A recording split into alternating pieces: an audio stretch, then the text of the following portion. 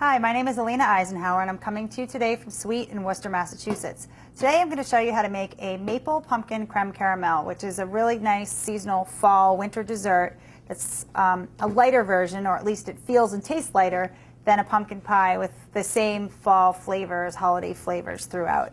And a creme caramel is kind of like a flan, kind of like a creme brulee, or a hybrid of the two. It's very easy. It's a do-ahead dessert, which is great. You can make them the day before. They sit in the refrigerator. They actually need to sit overnight, and then they're ready for your party or your dinner the next day. We're going to start first by making the caramel part of the creme caramel, which goes in the bottom of our ramekins. So I'm going to start. I have 1.5 cups of granulated sugar in my saucepan. I'm going to add to that 3/4 cup of water, and then I'm going to put that over a medium-high heat. And you're going to stir it a little bit just until the sugar dissolves. Just a little bit to make sure the sugar's all in the water there. And then I'm not really going to disturb it because I don't want to get sugar crystals up on the outside of the pan. And I'm just going to let this cook. Once it's dissolved, I'm going to let it go to a boil, and you're going to let it cook until it's a deep, medium to deep amber color, like I have in here. And then we're going to pour it into these, whatever ramekins you're using. These are about 3/4 cup disposable ramekins, but you could use, if you have a ceramic ones at home, those would work fine too. You want to lightly grease them with a little bit of spray, and then you're going to pour about 1/4 inch or so of caramel on the bottom of your ramekins. You may have a little bit extra caramel in the saucepan when you're done. You can save that to use it for something else.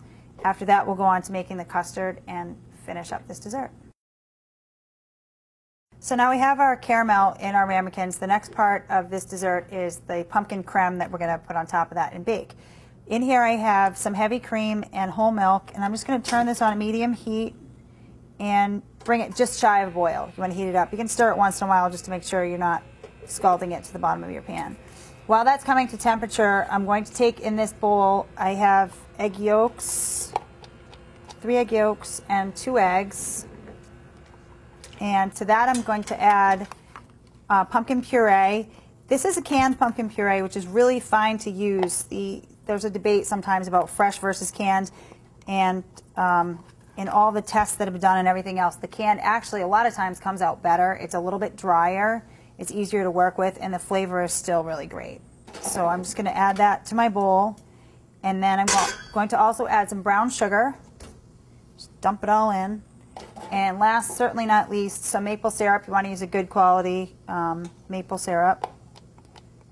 And we're going to whisk that all together and make sure that you get that really smooth.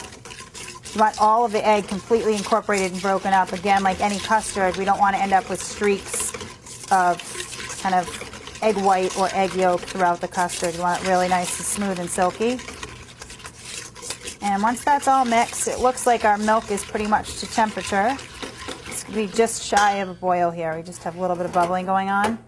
So I'm going to turn that off the heat, and I'm going to temper the milk into my egg mixture. And what that means is that you want to add it really slowly so you don't cook your eggs, and then we'd end up with scrambled eggs in our custard, which wouldn't be very good or silky either. You can do it one of two ways. You can use a ladle if you have it in a big pot. Today I have this in a little saucepan, so it's easy. I have a handle on it. So I'm just going to pour really slowly while I'm whisking to gradually bring the eggs closer to the temperature of the milk and cream without cooking them. Again, if we dumped it in all at once, it would be a big scrambled mess. And once you have, I kind of check it. Once I have about half of it added, I'll feel the bowl, and it feels like it's not really warm yet. You can feel that it's starting to feel warm. Then you can go ahead and add the rest of your milk all at once, and you're out of the danger zone. So there we go. I'm going to add the rest of that in. Make sure it's all mixed really well. And that's it. We're going to pour this to our ramekins, and then we'll bake it. So the last step before we bake the creme caramel is you're going to take your custard and divide it evenly between your ramekins, and you're going to fill them just shy of the top. You can really fill almost right to the rim. Just a little tricky getting into the oven without spilling it, but it's worth it. So once you have all of your ramekins filled, you're going to bake this the same way that you would bake a creme brulee or any custard, and that is in a water bath. So you want to make sure that these are sitting on a cookie sheet or in like a 9 by 13 inch pan, something with a little bit of depth to it. And you're going to fill it about halfway up the sides of the ramekin with boiling water, hot water. You're going to place this in a 350-degree oven. You want to cover the whole thing with foil loosely, and you're going to bake for about 50 to 55 minutes until they're just set. You want to jiggle them and make sure they're just set all the way through the center. You're going to take them out of the oven, let them cool to room temperature, and then refrigerate them overnight before they're ready to serve. So now that the creme caramel have sat in the refrigerator overnight and they've set up, we're going to unmold them and plate them for serving. You're going to take a knife. You want a thin knife is nice, a paring knife, something a little bit thin, and you're just going to run it. You're going to stick it into your ramekin and really hug the edge and run it right around the outside of the ramekin, making sure that you get all the way around and that you're touching the bottom. Then you're going to take it and invert it on your plate. Just let it sit for a minute. And there we go. It'll pop right out, and the caramel runs on the side. It's beautiful.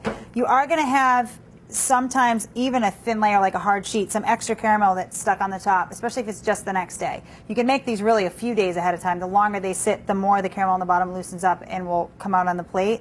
But it's fine if a little bit is left in there. You don't want that hard shell on top of your creme caramel. It's a little bit too thick and will be hard to eat. So then I like to just take the plate and let the caramel run kind of around the edge for plating, just to make it look nice. And then today I'm going to do it with a praline powder, but you could use at home some toasted hazelnuts. Are beautiful with pumpkin. Pecans are nice too, but I really like hazelnut, and it's a little bit different. So just toast up some hazelnuts and grind them into a little bit of a powder, and you can just place that on the plate so that when you take a bite of the creme caramel, you can take a bite of the hazelnut as well. And then I'm just going to finish it with a piece of pumpkin seed brittle. Again, since we have pumpkin in the dish. And there you have pumpkin creme caramel.